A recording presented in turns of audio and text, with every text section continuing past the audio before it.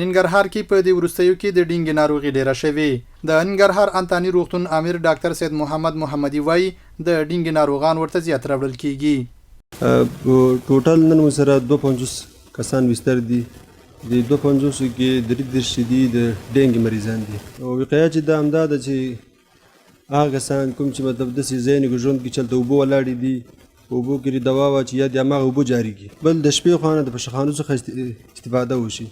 دغه ناروغي چې د ډينګي غوماشي په واسطه رامنځته کیږي شدیده تبه هډوکو درد زړه بدواله ګیډې درد او یو شمیر نور علائم لري د ډينګي یو ناروغ شاکر الله چې په انتاني روغتون کې بستر دی وایي دغه ناروغي ورته شدید ځان درد تبه او هډوکو درد پیدا کړی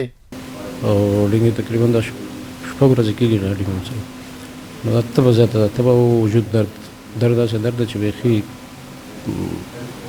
بیخي زیات درد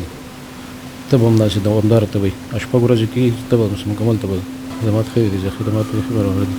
ډاکټران او چرګان هم دوی دغه کوي کوشش کوي خدمت کوي صحیح د ننګرهار عام روغتیا رئیس مولوي امین الله شریف وایي ننګرهار یو ګرم ولایت دی او طبعا دغه ناروغي پکې زیاته ده د شریف په خبره دوی دغه ناروغي مخنیوي لپاره دوا شیندل د پښخانو استعمال او د اوبو ډنډونو ختمولو لپاره کمپاینونه ترسره کړي او زیاتوي چې د انتاني روغتون خدماتو چټکولو لپاره هم هڅې زیاتې کړي تر اوسه پرې دغه شفخاني کچه موږ ساتلې ده چې د شفخانه نور ولایتو کې د شفخاني بندي شوې دي خو موږ په ننګرهار کې تر اوسه پرې د شفخانه خلاصه ساتلې ده هغه وجه ده چې ننګرهار ګرم ولایت دا واقعیت کې ډیر دي نو بدی باندې عامه په هوا د ولایت کچا تر کومندانې کچا تر شروالي ټولو روان دي چې زمونږ ویلاړ وبو مردار وبو په لختي کې ونه درېږي دویانه چول کېږي نو دا مرض کنټرولېږي او دا مرض دغه 4-5 ولسوالۍ دور به بعد اکثر ولسوالۍ کې دا مرض د ډينګي ماش خور شوی دی